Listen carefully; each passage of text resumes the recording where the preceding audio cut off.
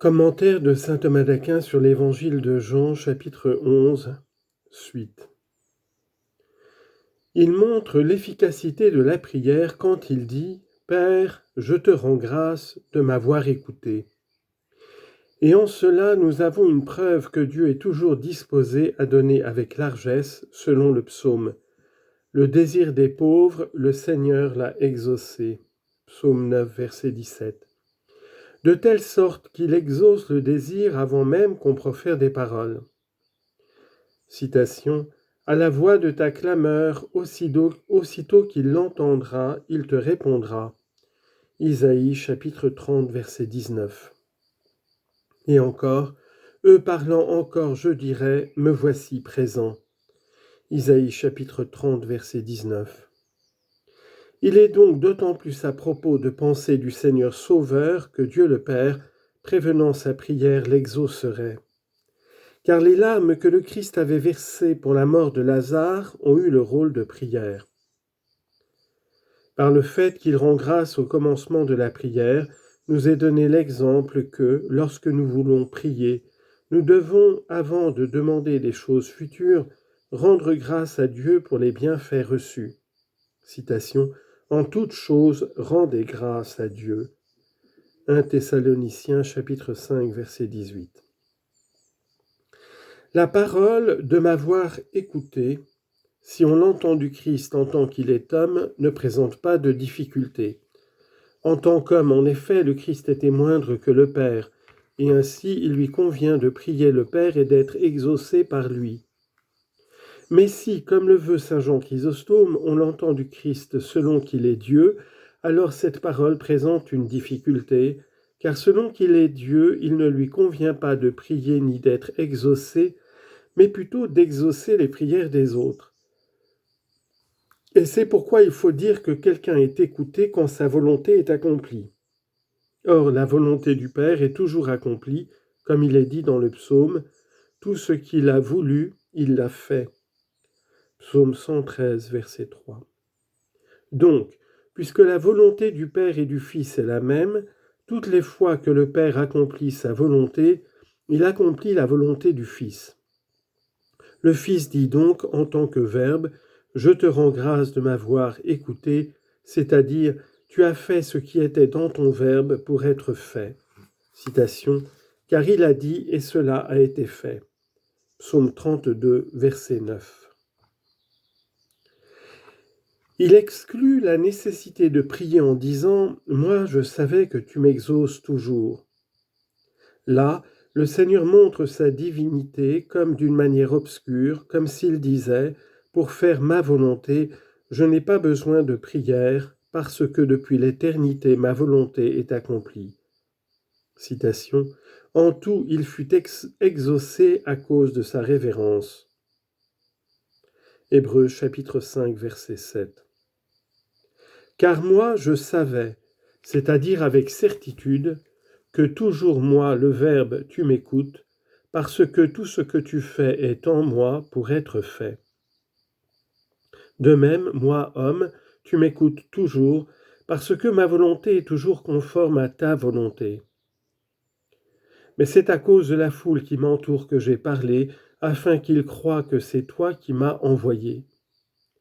En cela, il nous est donné à entendre qu'il a fait et dit beaucoup de choses en vue de l'utilité des autres. Citation. C'est un exemple que je vous ai donné pour que vous fassiez vous aussi comme moi j'ai fait pour vous.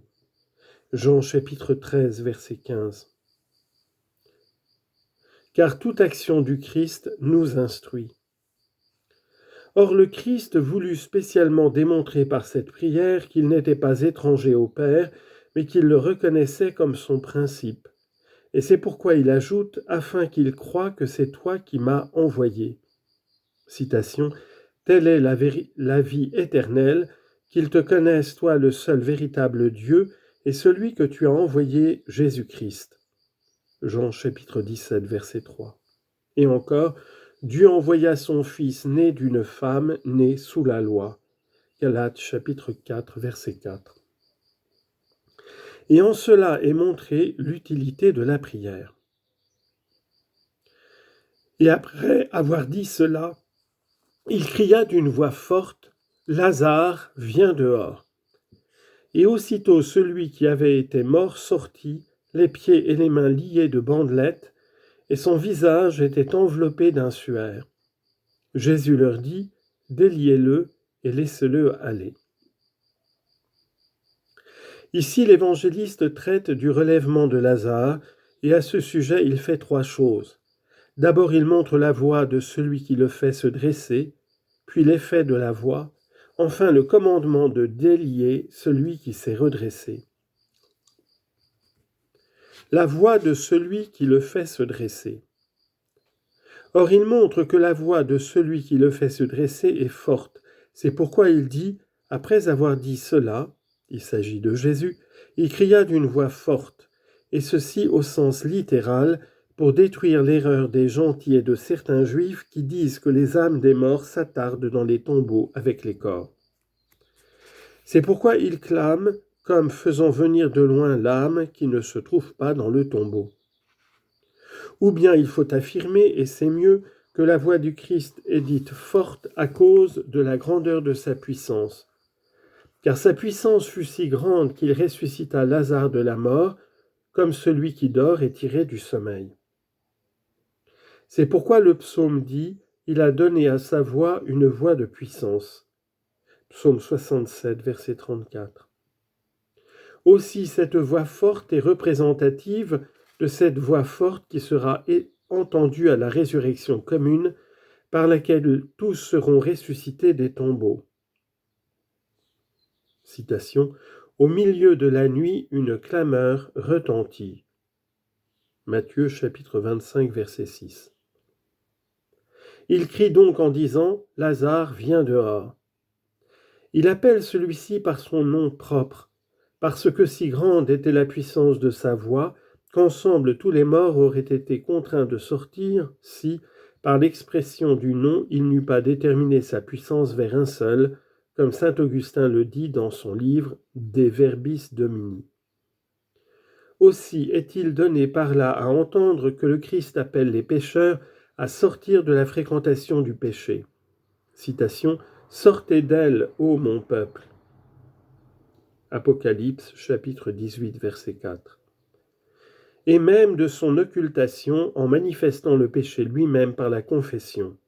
Citation, « Si comme un homme j'ai caché mon péché » Job, chapitre 31, verset 33. L'effet de la voix. Et aussitôt celui qui avait été mort sortit, les pieds et les mains liés de bandelettes, et son visage était enveloppé d'un suaire. Ici, l'évangéliste montre l'effet de la voix. Et d'abord, il montre la résurrection du mort, ensuite la disposition du mort qui ressuscite. Certes, la résurrection du mort fut rapide, au commandement du Seigneur. C'est pourquoi il dit « Et aussitôt celui qui avait été mort sortit ». La puissance de la voix du Christ était si grande que sans aucun retard, elle a conféré la vie, comme il en sera lors de la résurrection commune, quand, en un clin d'œil, confère 1 Corinthiens 15, 52, les morts entendront la trompette sonner, les morts qui sont dans le Christ ressusciteront les premiers, comme il est dit dans la première épître aux Thessaloniciens. 1 Thessaloniciens 4, 15.